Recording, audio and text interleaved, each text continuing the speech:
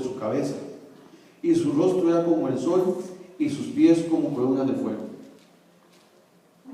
Pueden sentarse. Vamos a seguir con la lectura del resto del capítulo. Hemos venido haciendo estudios de Apocalipsis, y Apocalipsis tiene varias formas de verse. Aquí estamos reunidos en la congregación el día de hoy, ¿cierto? Y estamos hablando de un tema, y hay un grupo de personas aquí. Lo que está sucediendo aquí paraliza el resto del planeta. Lo que está sucediendo aquí paraliza el resto del planeta. No, hay otras circunstancias que se están pasando en otros lados y en otros lugares, ¿cierto? Con otras personas, ¿correcto? A veces la gente le pasa cosas con Apocalipsis porque piensan, lo ven como en una línea única, y tal vez mientras una cosa está pasando aquí, el libro te está explicando otra cosa que está pasando al mismo tiempo en otro lado o de otra manera, ¿cierto? Entonces, lo que pasa es con Apocalipsis es que la gente lo lee así, en una línea recta, en un solo sentido, y no comprende que a veces eso está como escalonado. Mientras hay unas circunstancias que pasan en la tierra, hay otras circunstancias que están pasando en el cielo. Otra cosa importante es que la Biblia es un misterio que Dios nos revela, y bueno, empezando con el versículo 10 dice: vi descender del cielo a un ángel fuerte, envuelto en una nube y con el arco iris sobre su cabeza, y su rostro era como el sol, y sus pies como columnas de fuego. Algo importante es que la Biblia se contesta con Biblia. Dice: vi descender del cielo otro ángel fuerte. Yo les voy a dar una sugerencia. Si usted no sabe algo de la Biblia, mejor no lo diga. Si tiene duda, mejor no lo diga, no batee con Biblia. Si no sabe, no invente. Y si Dios no le revela algo, mejor diga: yo de ese tema no sé. O si hay varias posiciones que no están claras, mejor diga: vea, alguien dice esto por esto y esto, alguien dice esto por esto y esto, y alguien dice esto por esto y esto. Todavía yo no manejo ese tema claro por esto y esto. ¿Por qué razón? Porque si yo me subo aquí y digo algo que no es correcto, o enseño algo que no es correcto, o invento algo que no estoy seguro, estoy ¿cómo sería? Diciendo una herejía. Y hay que tener mucho cuidado con eso. Como decimos que la Biblia se contesta con Biblia, este capítulo, el capítulo 10 de paso, es un capítulo dentro del Apocalipsis muy confuso. Y la traducción dice aquí: vi descender del cielo otro ángel fuerte. En la visión que tiene Juan, dice: vi descender otro ángel. Quiere decir que no es un ángel que estaba anteriormente, ¿cierto? ¿Correcto? ¿Por qué les digo esto? Porque en este capítulo yo comencé a estudiar un poquito y hay varias posiciones. Muchos los confunden con un ángel que sale anteriormente, otros lo confunden con el ángel de Jehová. Diego, ¿Sí? perdona, es que digamos en el 5.2 dice que y vi un ángel poderoso que pregonaba al ángel. Correcto, la expresión es parecida, pero Juan lo aclara diciendo: y vi otro ángel fuerte. Entonces, este es un ángel diferente que entra en la visión de Juan en el cielo en el capítulo 10, ¿correcto? Tenemos claro ese punto. Es un ángel nuevo que llega a esa visión, con el arco iris sobre su cabeza.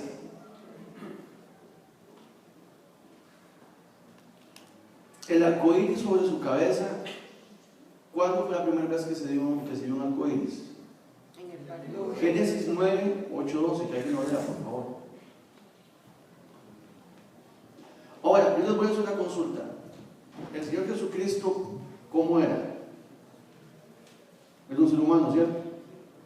Tenía 2 brazos, 2 piernas, una cabeza y un cuerpo, ¿cierto? Jaime tiene 2 brazos, 2 piernas, una cabeza y un cuerpo, y es el Señor Jesucristo. ¿Por qué no? Entonces, el que haya circunstancias parecidas no quiere decir que sea lo mismo. La descripción de este ángel, muchas personas lo confunden con el ángel de Jehová, pero el ángel de Jehová era Cristo, que se relacionaba en el Antiguo Testamento con el pueblo de Israel, ¿cierto? Él compartía características de los ángeles, pero el que comparte las características de los ángeles no quiere decir que todos los ángeles sean Jesucristo, ¿cierto? El que Jesús se parezca a los seres humanos no quiere decir que todos los seres humanos sean Jesucristo en carne, ¿correcto? Entonces, este ángel es un ángel nuevo que tiene una peculiaridad, tiene el arco iris sobre su cabeza. ¿Qué dice Génesis 9, 8 al 12? ¿Alguien que me ayude, por favor, con Génesis 9, 8 al 12? Amén. ¿Qué dice? Dice así: y habló Dios a Noé y a sus hijos con él, diciendo: he aquí que yo establezco mi pacto con vosotros y con vuestros descendientes después de vosotros, y con todo ser viviente que está con vosotros, aves, animales y toda bestia de la tierra que está con vosotros, desde todos los que salieron del arca, hasta todo animal de la tierra. Estableceré mi pacto con vosotros y no exterminaré ya más toda carne con agua de diluvio, ni habrá más diluvio para destruir la tierra. Y dijo Dios: esta es la señal del pacto que yo establezco entre mí y vosotros y todo ser viviente que está con vosotros por siglos perfectos. Ok, el arcoíris es un símbolo de pacto y de misericordia de Dios, ¿cierto? Que sale después del diluvio y Dios se lo da a los hombres. ¿Por qué este ángel crea un arcoíris? Porque viene a representar otra vez un pacto de misericordia. Él está poniéndose ahí como estandarte de parte de Dios y un pacto de la visión de Juan de un pacto de misericordia. Muy probablemente pueda que este mismo ángel haya sido el que Dios utilizó para sellar el pacto con Noé. Pueda, no estoy diciendo pueda. Porque las únicas dos veces que la Biblia hace referencia al arco iris es en Génesis y ahora hace alusión a este ángel, ¿cierto? En visiones celestiales de Daniel y de otros, pues sí se ve el arco iris y todo el asunto. Pero este ángel es introducido aquí en Apocalipsis. El capítulo 2 dice: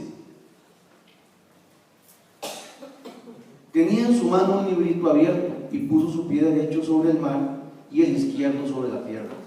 Algo importante es que me explicaba el pastor, y también lo había dicho ya por otro lado, que ese ángel al tener un pie sobre la tierra es Israel, correcto, y el agua es el mundo gentil. O sea, está abarcando la totalidad de los seres conscientes de la tierra, que somos la raza humana, al mundo gentil y al mundo judío. Y tiene un librito abierto. Que alguien me ayude, por favor. Bueno, mejor no yo digo, John, léete Daniel 12:4 y Douglas Daniel 12:9. Muchas personas creen, yo no puedo aseverarlo, que la referencia a ese librito es a la profecía que Dios le da a Daniel. ¿Qué dice Daniel 12:4?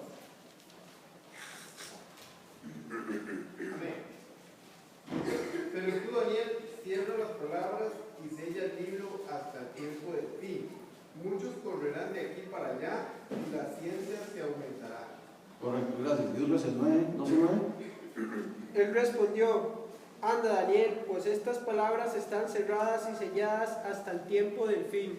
Entonces, hay una posición bíblica que dice que este ángel con este librito, ese librito es la profecía de Daniel, que es sellada con Daniel y es abierta en el tiempo del fin. Este ángel marca el tiempo del fin.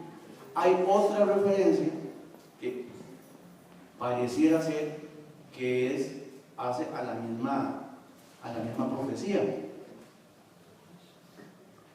¿Qué dice Daniel 12:7?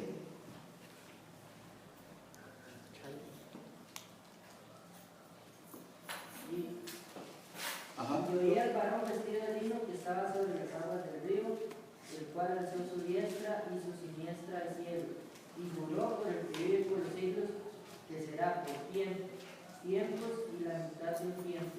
Y cuando se acabe la dispersión del poder del pueblo santo, todas estas cosas serán cumplidas. Ok, juró por el que vive Por los siglos. por los siglos. Si ustedes leen, si continuamos con la lectura de Apocalipsis, dice, sobre el mar izquierdo y sobre la tierra, y clamó a gran voz, refiriéndose al ángel fuerte, como ruge un león, y cuando hubo clamado 7 truenos, emitieron sus voces. Cuando los 7 truenos hubieron emitido sus voces, yo iba a escribir, porque hay una voz del cielo que me decía, sella las cosas de los 7 truenos, y las 7 truenos han dicho, y no las escribas. Y el ángel que vi en pie sobre el mar y sobre la tierra levantó su mano al cielo y juró por el que vive por los siglos. Entonces, en apariencia, el tipo de juramento que hace en Daniel ese ángel, ese ser que aparece, es el mismo tipo de juramento que hace este ángel ahora. Según la traducción, las palabras son, el juramento es el mismo. Y la descripción del libro de Daniel, que se sella en Daniel, con este ángel ya llega abierto, y es el tiempo del fin. ¿Por qué sabemos que es el tiempo del fin? Bueno, volviendo vamos a retroceder al capítulo 3.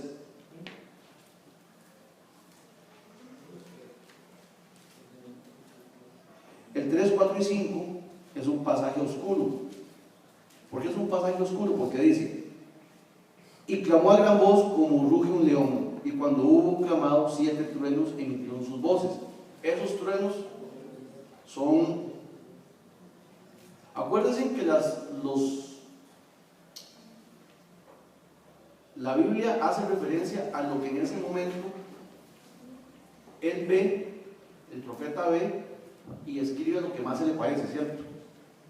Esos truenos no son truenos como estos que se escuchan, es un sonido fuerte como un trueno, pero emite una idea, comunica algo, ¿cierto? Porque el versículo dice, y cuando los 7 truenos hubieron emitido sus voces. Pregunto, ¿ustedes escuchan los truenos y les dicen algo? No. Estos truenos sí comunicaban una idea, ¿cierto? Eran voces. Y dice, yo iba a escribir. O sea, Juan está en su posición de profeta y está apuntando todo lo que pasa en Apocalipsis, en todo lo que Dios le dice, de paso que por eso está el libro de Apocalipsis, ¿cierto? Pero ¿qué le dice la voz? Pero oí una voz del cielo que decía, sella las cosas que los 7 truenos han dicho y no las escribas. Hablando con el pastor, lo explicaba, ya divagando un poco sobre materia de Biblia. Si hacemos una correlación de lo que hemos venido hablando, de que este ángel crea un arcoíris que es señal de pacto después de un acto de misericordia de Dios que castiga al mundo, pues en su misericordia salva a Noé y a su familia. Muy probablemente estos truenos, estas voces, y si ustedes lo analizan, perdón, se me olvidó explicarles, el capítulo 10 es introducido bruscamente en la profecía de las profetas. Corta la secuencia, ¿cierto? Vienen las secuencias de los juicios que he venido predicando los hermanos tiempo atrás, y corta ese capítulo y es introducido. O sea, es que mientras está sucediendo una serie de acontecimientos en la tierra, se está dando algo también en el cielo, que es donde aparece este ángel y Daniel lo ve, corta, pero hay una profecía que cae con los 7 truenos que no se dice, perdón, que no se documenta y no se sabe qué es y no se ejecuta. Ponerme yo a decir que puede ser esto, puede ser lo otro, ahí sí es cierto que estaría rebateando y mintiendo, porque esto es una profecía dentro de otra profecía. ¿Entienden? Juan está metido en la profecía que le están dando de Apocalipsis, ¿cierto? Y dentro de esa misma profecía cae otra que está sellada. Aparte de los seres celestiales, ¿quién más sabe esa profecía? Cristo, Dios. Bueno, Cristo es Dios, pero aparte, ¿quién es el único ser sobre la tierra que conoce esa profecía? Juan. Y no la dice. Se lo prohíben. Entonces, como les digo, cuando no se paran aquí a decir, si usted no está haciendo lo que va a decir, no diga nada. O de la posición más clara que usted tenga. En este caso la profecía está sellada dentro de la misma profecía. Es un pasaje oscuro. Le están diciendo a Juan que lo selle. Entonces, ponerse uno, a ver qué significan esos 7 truenos está complicado porque está dentro de una profecía, no es algo que está para escudriñarse. Está dicho en el mismo cielo. Una profecía celestial. Siguiendo, y el ángel que vi de pie sobre el mar y sobre la tierra levantó su mano al cielo y juró por el que vive por los siglos de los siglos. Ya dijimos que es el mismo juramento o parecido al que sucede en Daniel. Pareciera, como camina la profecía de Daniel que se cumple en Apocalipsis, que está relacionado. Pueda que este ser, en una presentación diferente, haya estado con Daniel. Que ese mismo ser que estuvo cuando Daniel vio la profecía, sea el que le esté mostrando o esté participando en esta profecía, que es la continuación o una aclaración de lo que Daniel vio en su momento con respecto a Juan. Ahora, hay algo importante. A mí me gustaba mucho ¿te acordás, pastor, cuando teníamos la Biblia de Tina Hay, que tenía un dibujo de los profetas, esa misma, la Biblia de profecía, que aparecían los profetas antiguos testamentarios viendo las montañas de Israel, pero ellos no veían muy bien el valle de la iglesia. Ok, leyendo un poquito no es que no lo ven, era que no lo entendían, porque si usted lee David, si usted lee a Samuel, si usted lee las profecías antiguos testamentarias, siempre vienen introducidas pinceladas de la iglesia. Es más, ¿cuál es el fin? ¿Cuál es el ministerio que se le dio a Israel a través de Moisés? ¿Cuál? El de la condenación. ¿Y cuál es el fin de ese ministerio? Demostrar que ningún hombre puede salvarse por ningún. Ok, ese es un fin inmediato, pero el fin final, ¿cuál es? Que la gente se salva. El misterio de la condenación tenía el fin de que la gente fuera salva, que usted reconociera que no era justo y que ocupaba acogerse a la justicia de Dios. El fin del ministerio de Moisés no era condenar al mundo, era salvar al mundo a través de que conocían lo que Dios dijo, que nadie puede ser justificado. Ese es el ministerio de Israel. Ahorita vamos a ver más adelante por qué digo eso. Siguiendo con eso, juró por el que vive por los siglos de los siglos, que creó el cielo y las cosas que están en él, y la tierra y las cosas que están en ella, y el mar y las cosas que están en él, que el tiempo no sería más. Ok, que el tiempo no sería más. Este ángel es introducido, como dijimos, en mitad de una visión. Se tiene una profecía que se sella. Es un ángel de pacto de misericordia porque trae el arco iris y dice algo muy interesante. Jura por Dios mismo que el tiempo ya no es más. ¿Cuál tiempo? No, jamás, porque después siguen más profecías y hay más tiempo. ¿Cuál tiempo? El de la iglesia. Si ustedes ven, Apocalipsis viene, y los hermanos lo han predicado anteriormente, viene con una secuencia de eventos que vienen tocando al mundo, ¿cierto? Pero justamente el capítulo 9, que es, como le dijimos, es una de la sexta trompeta, creo. ¿Sí, pastor? El tiempo de los gentiles, perdón, es el que se acaba. ¿Por qué razón? Como les digo, viene la secuencia de los juicios de Dios de las trompetas. Se corta en la sexta trompeta, se introduce esto, y después sigue el capítulo 11, que viene la séptima trompeta. ¿Qué es lo que se corta en este momento? 9, 20 y 21, dice Apocalipsis. Y los otros hombres que no fueron muertos con estas plagas, ni aún así se arrepintieron de las obras de sus manos, ni dejaron ni de adorar a los demonios y las imágenes de oro, de plata, de bronce, de piedra y de madera, las cuales no pueden ver, ni oír, ni andar. Y no se arrepintieron de sus homicidios, ni de sus hechicerías, ni de su fornicación, ni de sus hurtos. Cuando él dice el tiempo ya no es más, ese ángel lo que corta es el tiempo de los gentiles. En el versículo 9, 20 y 21 es muy claro. Ya ni aún así se arrepintieron. De ahí para acá, el ministerio dado a la iglesia de salvación, el tiempo de los gentiles, se acaba. Ya el tiempo no es más para nosotros. Si ustedes notan, después de ese versículo, después de ese capítulo del 9, inicia la séptima trompeta, pero antes de ello, ¿quiénes aparecen ya a predicar en forma clara? Los dos testigos. Entonces, ¿quién retoma la predicación? ¿Y qué son? Judíos. Entonces, el tiempo ya no es más para quién, para los gentiles. El tiempo de la iglesia, ¿qué pasa ahí? Ya se le acabó el tiempo. ¿Cómo sabemos eso?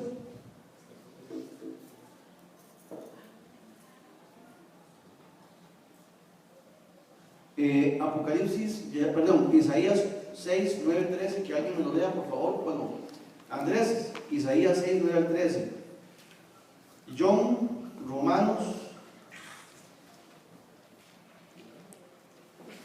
Lucas 21, 24.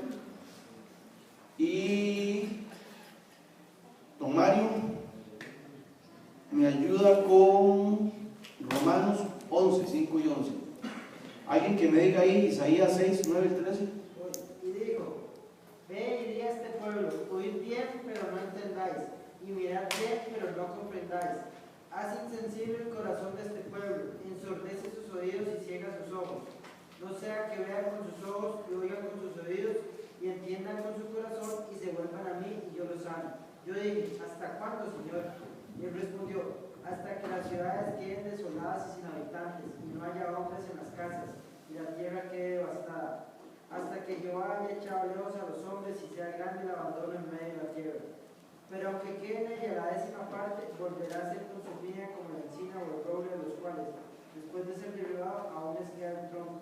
Su tronco es la simiente sana. Ok, es una profecía. ¿Qué Dios está diciendo? ¿Qué es la profecía? Que Israel está ahorita bajo un juicio donde ve y no ve, oye y no escucha. Hasta que llegue este ángel que está llegando ahorita.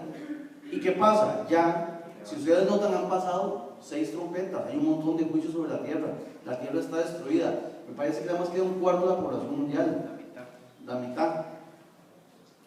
Entonces ahí se cumple esa profecía y, como dice el pasaje, ese tronco que queda vuelve otra vez a ser tomado.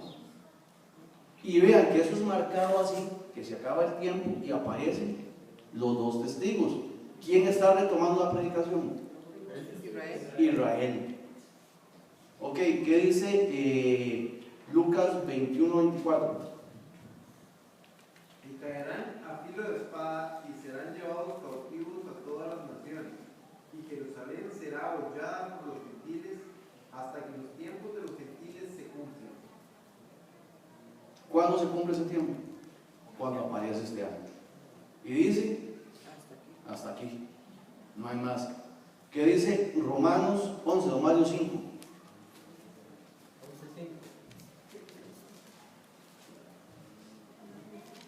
Así también, aún en este tiempo, ha quedado un remanente escogido por gracia. ¿Cómo?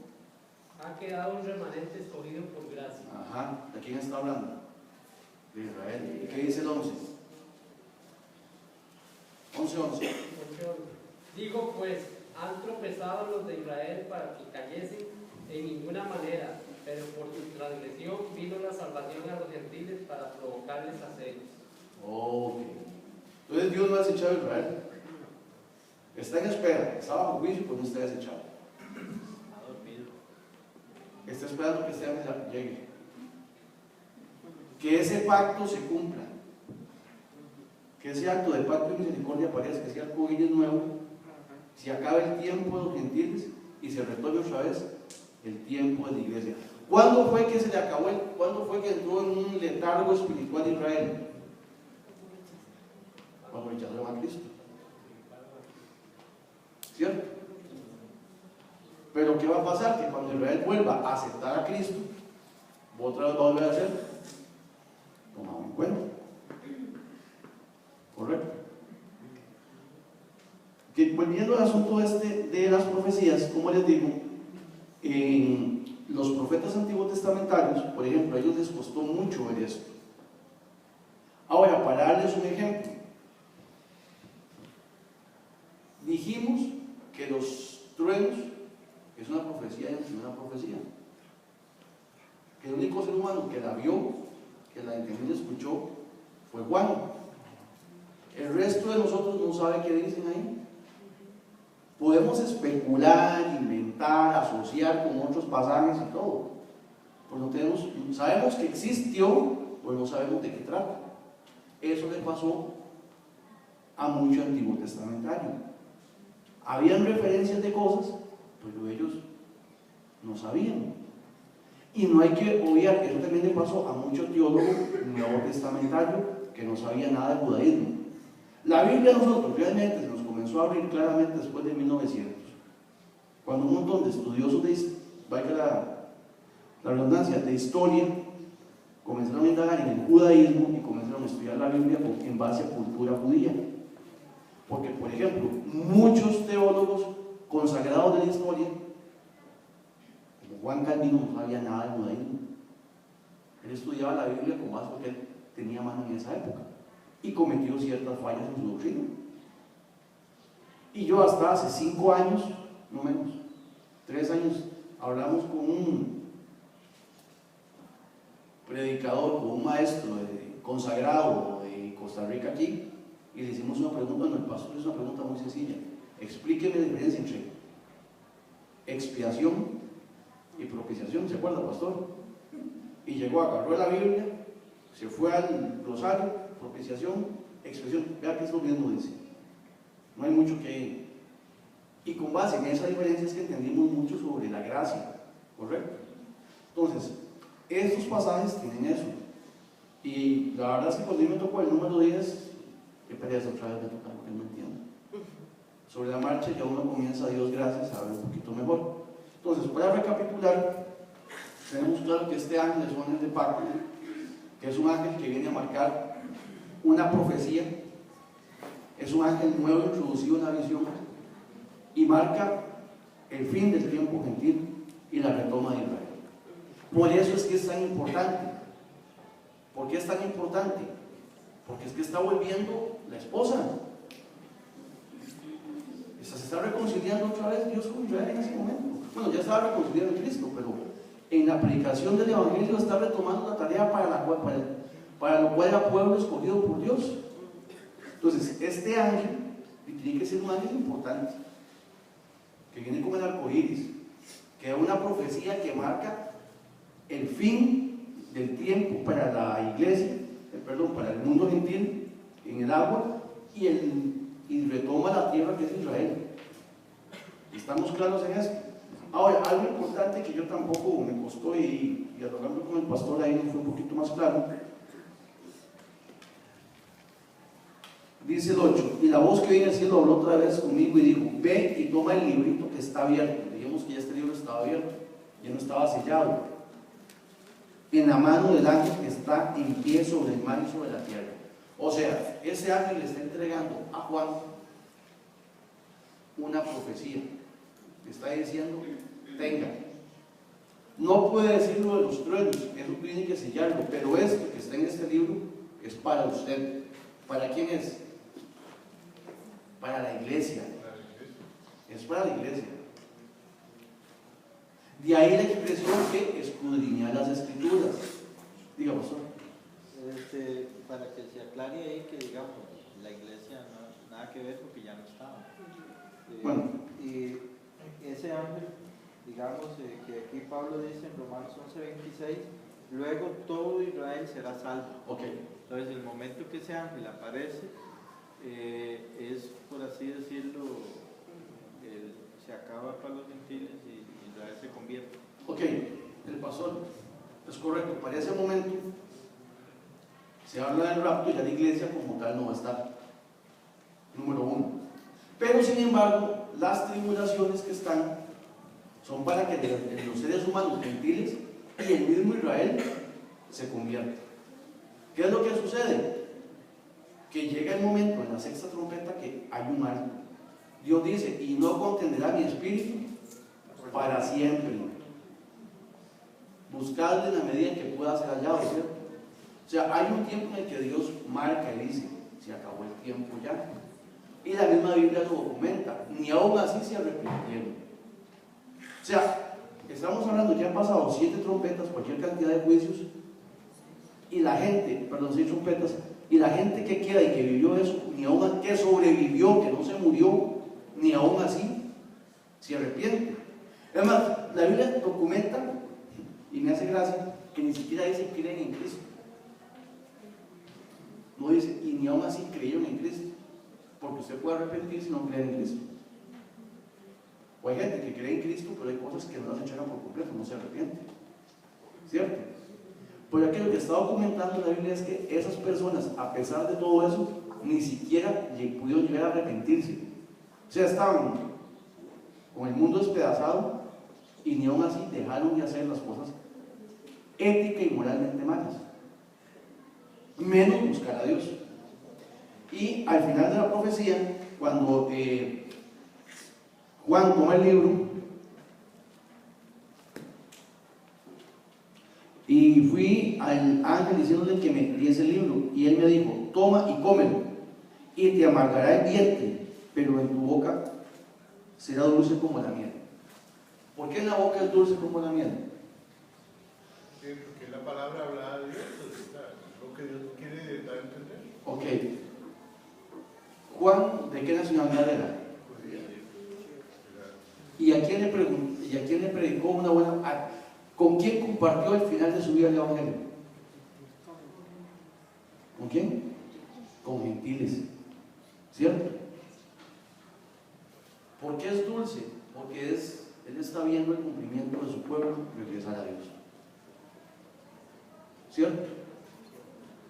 Él está contento, ¿no? La profecía le cae bien, ¿por qué? Sí, porque le están diciendo que ya su nación va a regresar, se convierte, correcto. Pero ¿por qué al final le queda amargo el estómago? Porque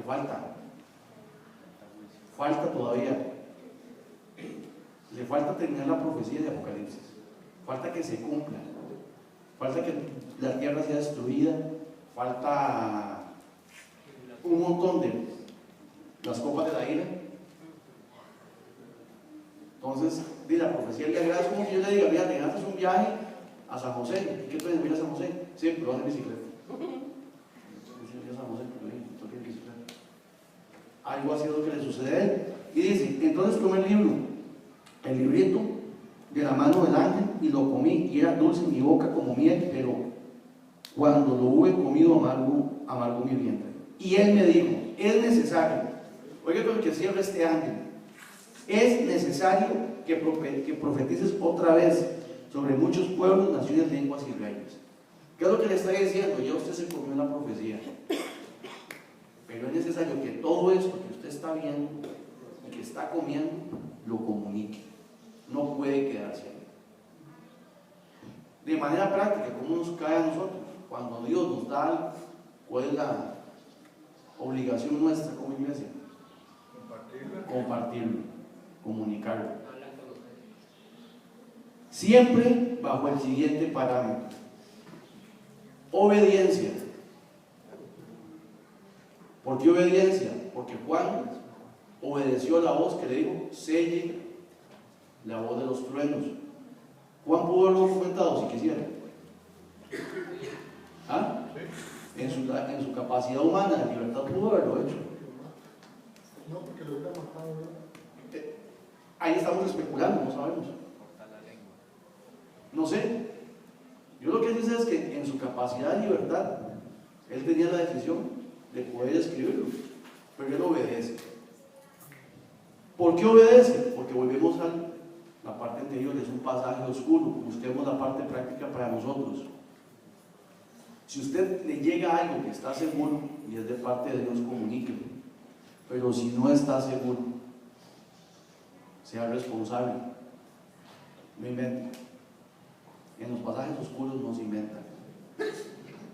O en lo que usted no está seguro. Y como esa profecía no era para nosotros, y es un acto de misericordia de Dios, él obedece. ¿Y qué hace? Sella. nunca he escuchado a nadie en una predicación que diga sobre qué decían esos truenos. ¿Cierto? Más yo no sé qué dicen, ¿no? Y está sellado. Es un juicio. Está sellado. Es la orden que... Son juicios que Dios canceló. El pastor dice que son juicios que Dios canceló. ¿Cómo sacamos esa conclusión? Pues el ángel que llegue en acto de misericordia y de pacto. Pero como les digo, es una profecía que nadie puede hablar de ella. Entonces, volviendo para terminarlo el capítulo, de quedarnos claros en esto, en que cuando usted Dios le dé algo, su obligación es comunicarlo. No puede quedarse con eso ahí. Si usted lo hace, está siendo negligente. ¿Y qué dice la profecía del indolente? Que Dios, Maldito el que haga indolentemente la obra de Dios. Dios maldice el que haga indolentemente la obra del Señor. ¿Alguna duda o comentario? ¿Consulta sobre el capítulo? No, yo tenía una. Ahí cuando digo, estabas hablando sobre el tiempo de la iglesia, Sí. ¿verdad? Digamos, a lo que yo tenía entendido, de la iglesia no va a estar, digamos, hasta ese punto.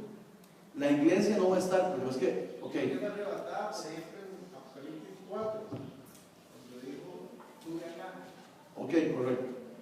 Dijimos que la iglesia no va a estar, pero se acaba el tiempo de los gentiles para que se arrepientan. Quien se convierte en adelante es todo Israel. Todo Israel sale. Aparecen los dos testigos, prediquen y que se convierte en Israel. Porque como dije, al final del versículo 9, 20 y 21, ¿qué dice? Que ni aún así se arrepintieron de sus obras. Entonces el ángel dice, se acabó el tiempo. De ahí pasan los dos testigos, cae la séptima trompeta y empiezan las copas de la ira. Y para ese momento ningún gentil es algo correcto, ninguno se convierte. No, ninguno se convierte. Se acaba el tiempo de los gentiles ahí. Que les cae juicio. Ya lo que les cae es juicio, es correcto. Oramos. Padre Santo, en el nombre de Jesús, gracias por este día, gracias por tu misericordia y gracias por tu amor. Y gracias por permitirnos compartir tu palabra. Bendición sobre la vida de mis hermanos, del culto, y que, Padre, podamos aprender un poquito más de ti cada día. Gracias. Amén.